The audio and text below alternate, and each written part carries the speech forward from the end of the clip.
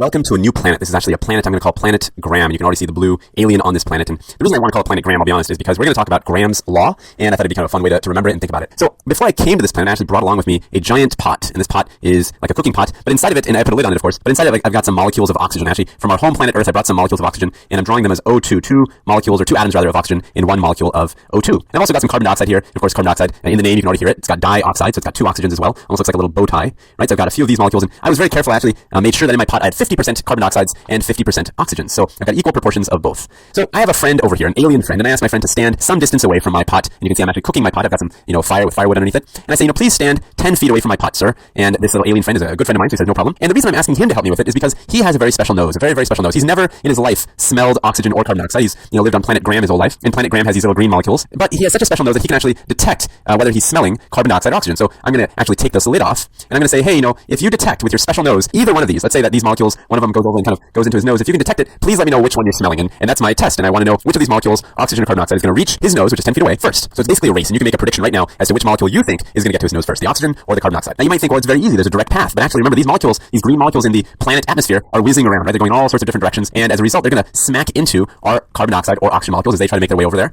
And kind of a random fact, but an interesting one to think about, is that in our atmosphere, we have a lot of nitrogen, right? A lot of nitrogen gas. Now, if you took one nitrogen gas molecule, which is N2, and let it go and measured its speed and kind of clocked it, it'd be going at about 1,000 miles an hour. But the only reason it doesn't actually go that speed, in reality, is because the molecules of nitrogen, they actually will smack into each other and bounce off of each other millions and millions of times every second. And so because they're smacking and colliding constantly, they never really reach those real potential speeds. They go much slower. So really what we're talking about is when molecules are bouncing and clanging into each other and slowly making progress towards our little alien's nose, that is the idea of diffusion. They're going to kind of rattle around, and slowly make their way over to his nose. Maybe if it came back, like let's say 10 minutes later, maybe this little oxygen would be right here. Maybe you might have a little carbon dioxide right here, slowly kind of making progress towards the nose. That's kind of what we're trying to figure out, which one will get over there first. So you've had time to think about it, and I'm actually going to tell you how I think we should approach the problem, which is thinking back to kinetic energy. We're heating this thing up. So we're putting thermal or heat energy into the molecules. Both types of molecules are getting the same amount. I've got the oxygen getting some kinetic energy. I'm going to put a little O for oxygen. And remember, the formula is 1/2 mass times velocity squared. And it's going to equal, or should equal, the amount of energy that my carbon dioxide is getting, right? And I'm going to do that as a little C for carbon dioxide. So these two molecule types should be getting the same amount of energy. Now remember, it's not like it's one molecule we're thinking of. We're thinking of many, many molecules, right? So first I'm going to have to change these units a little bit. M, or mass, is going to change to molecular weight.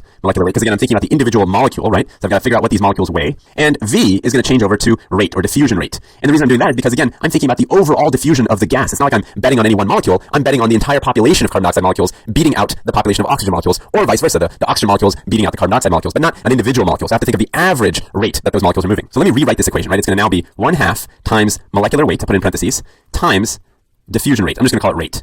And we'll call it rate 1, and 1 will be for the oxygen. In fact, molecular weight 1 can be for the oxygen as well. And over here, I'm going to say it equals 1/2 times the molecular weight 2, and 2 refers to carbon dioxide, and rate 2 refers to carbon dioxide as well. And I really don't need to keep carrying on with these halves, right? I can just multiply both sides of the equation by 2 and get rid of them, so that makes it a little bit easier. And I almost forgot I have to square both sides. That would have been a mistake, right? I forgot to square them earlier. So now I've squared them, and let me actually rearrange it to make it a little bit neater in a new color. So let's do this. So let me write it out nice and neat. And this is actually going to be Graham's law. So all I'm doing is rearranging the formula. I've got rate 1. This is the diffusion rate of one molecule divided by the diffusion rate of a second molecule, and then the molecular weight on the other side of the second molecule divided by the molecular weight of the first molecule, and you do a square root of this side. So that's just a rearrangement of the formula, but what I've written out for you is now Graham's law. It's basically kind of taking, the kinetic energy rule and kind of rearranging it to make sense for molecules. And let me make a little bit of space here. And so then an extension of this would be, if you're just thinking about one molecule, then the rate, the diffusion rate, when I say rate, I mean diffusion rate, is going to be proportional to the square root of the molecular weight. So let's figure out how to apply this to our little riddle, right? We wanted to know whether oxygen or carbon dioxide is going to diffuse faster, and I can now go back to our periodic table and look up oxygen. And I know that the molecular weight is 16 here, and carbon is 12, and that means that O2 is just 16 times 2, so the molecular weight is 32, and carbon dioxide is going to be, 2 oxygens plus 12 more, so it's going to be 44. So these are the molecular weights of carbon dioxide and oxygen. So basically what I do is I just plug them in, and I say, okay, let's plug them into the formula. Let's use this one right here, and I'm going to call rate 1 my oxygen rate. So what's happening with rate 1? We'll say, well, rate 1 is rate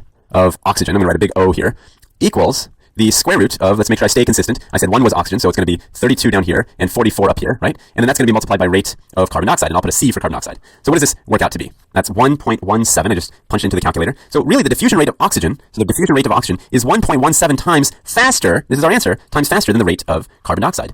So that's our answer, right? The oxygen is going to be the winner. So it's going to move faster. This is going to move a little bit faster, and it's going to get to our alien friend's nose first. So this is the power of Graham's law. It's basically telling us that, hey, if you have a small molecular weight, you're going to be able to diffuse pretty fast.